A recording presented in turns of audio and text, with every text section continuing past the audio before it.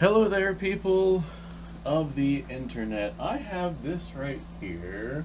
This is a Carl Gustav rifle, and it's actually in really good shape. I wish it had the unit disc on the stock.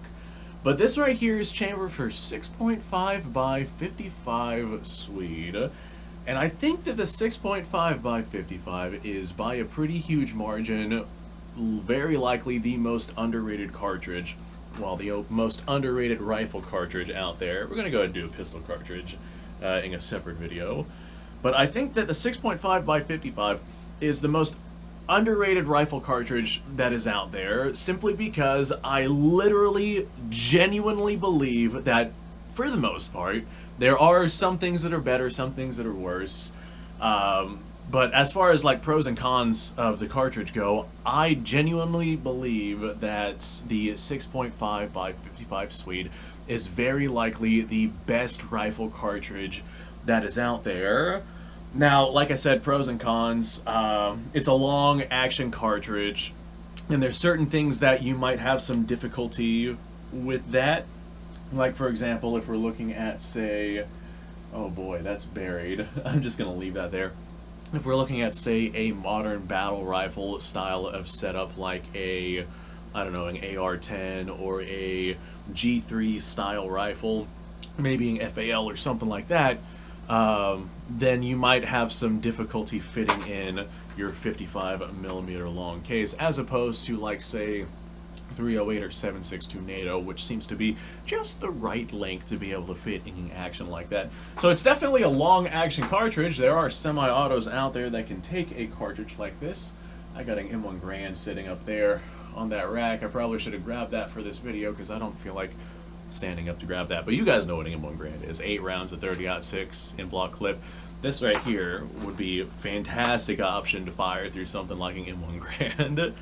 But long story short, I think that as far as the velocities that you get with 6.5 Swedes and the capabilities of the cartridge and the bullet weight combined with modern bullet technology, it is a cripplingly underrated cartridge. And if you think that, say, 6.5 Creedmoor is a good cartridge, which a lot of people do, maybe not the people who watch my videos, because I tend to attract a fuddly crowd that prefers 308, and they know that 6.5 is not necessarily better in every way, but it is definitely a solid competitor to the 308 in a lot of ways, and they don't like that, so they don't like the 6.5 Creedmoor. But the 6.5 Creedmoor is pretty much identical to the ballistic capabilities of 6.5 Swede if we're talking about modern-made factory ammunition. And that is where I think the downfall of the 6.5 Swede cartridge is. If we have, say, something like this right here, I hate this, but I understand it. So this is, I'm not even going to try and pronounce that name because every time I try I get yelled at. I'm not going to do that. But this is 140 grain bullets of 6.5 by 55. These are soft points, and I've used these for hunting. They actually work quite well. But if you look on the box here, you probably can't see it, I'll just tell you.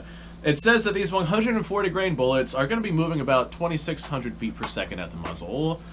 And that is severely underpowered for 6.5 Swede. And that's done because 6.5 Swede is, what, 130 something years old at this point?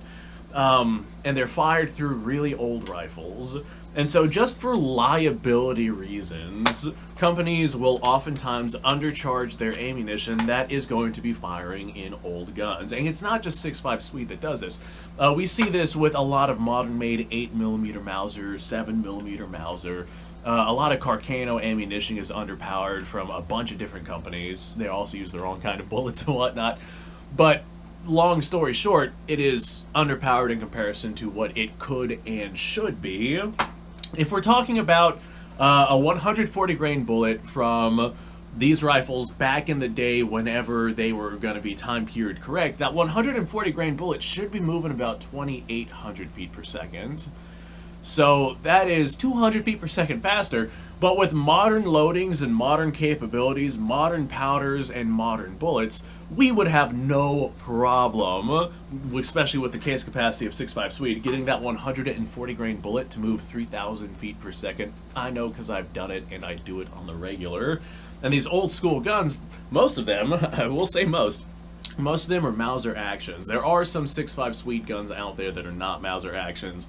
I'm not going to vouch for those. But your Mauser action can absolutely 110% take the modern pressures of the modern powders that you would load in modern day 6.5 by 55 Swede, as long as your particular rifle is up to par and good. If you have a rifle that has maybe some headspace issues or has something internally going on, if there's something wrong with your rifle, I would definitely not recommend running some more powerful loads. But to put that into perspective, that 140 grain bullet at 3,000 feet per second, modern 30-06 runs a 150 grain bullet, so 10 grains heavier, a really, really insignificant amount, at about that same velocity. So I get that 30-06 is a little bit of a larger diameter. It's about a millimeter larger, going from 6.5 millimeter to 7.62 millimeter.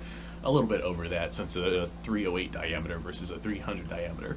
But that's beyond the scope of this video. But a modern loaded 6.5 Swede, you have all of the benefits of having a skinny bullet with a high BC, and if you use, say, modern bullets, like, say, a bonded bullet or a solid copper bullet or something like that, you can get really significant penetration with many bullet designs, or you could get really good expansion, again, with many bullet designs. Of course, if a 140 grain bullet is not your cup of tea, then you can go out and get different kinds of bullets as well. Like, for example, a 160 grain bullet is another really common 6.5 millimeter loading out there that you can find in a variety of different cartridges. And that 160 grain bullet, if I had to make a guess of how fast it would move from a like a modern 6.5 Swede round, just a guess off my head, but I would estimate we could probably get that thing moving about 2,800 feet per second. I'm probably going to have to look that up, research it, maybe even make it faster than that, but I'm willing to bet we can make that hit 2,800 feet per second. And with that 160 grain bullet, dude, you'd have a lot of mass going really fast, and you have that long BC, or that long high BC bullet that can touch out to some real significant distances really easy. Anyone who's ever shot any of these 6.5 Swede rifles knows just how much of a laser beam they are. If you use a modern 6.5 loading, a modern 6.5 charge, and not one of these factory loads that is undercharged, you can pretty much aim dead center out to 400 yards and smack into your target without having any bullet drop, and most people aren't going to be shooting past that distance anyway. I know I can't even see at that distance. I can barely see at 100 yards, and that is really pushing it for me. The capabilities of the 6.5 round is just unmatched. Like the 6.5 Swede, I do not think, other than maybe 25-06, man, there's some really good bullets and some really good loadings for 25-06. But I think that as far as like the 25-06, that's obviously a 25 caliber versus your 6.5. The 6.5, that's a 264 diameter bullet, so it's not all that much larger than the 25-06, but you tend to get heavier bullets with your 6.5. I think that it really is the best balance of power to capability ratios out there in a cartridge. I think it is severely and cripplingly underrated here in the United States, just because other cartridges exist, like say 308, 30-06, 6.5 Creedmoor, etc. And well, the 6.5 Creedmoor, that was made in what, 2007? And it's considered to be a hot new cartridge. But dude, we've had things out there that have been doing that job the same or better for over a century. Anyone who has gone out and has learned to appreciate just how good of a cartridge the 6.5 by 55 is will vouch for what I'm saying here. Because they're light recoiling, but man, they pack a punch, and man, can they hit really easily at really long distances, as long as the shooter plays his part. And man, there's some really good 6.5 bullets out there. I probably should have pulled out some 6.5 bullets for us to look at, but yeah, I'm not doing that. I'm not doing that. I'd have to go digging through the stockpile.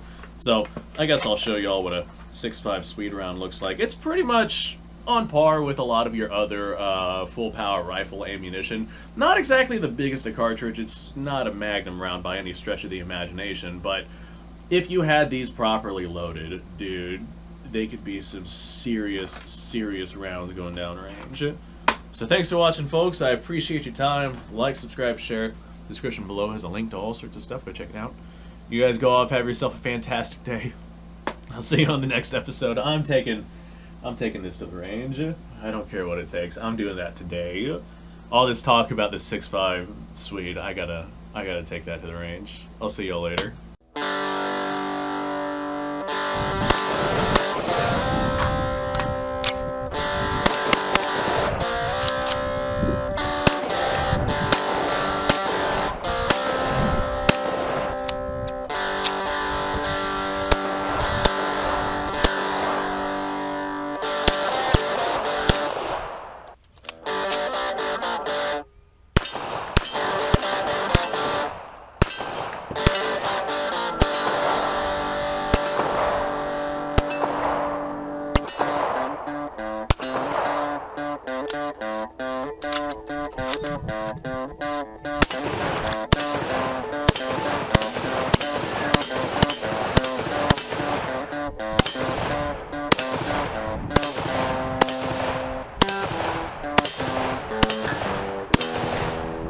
Been a little while since I've done this.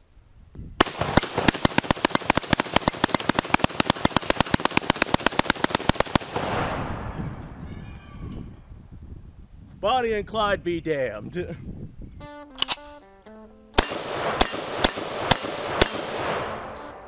poor man's Garen.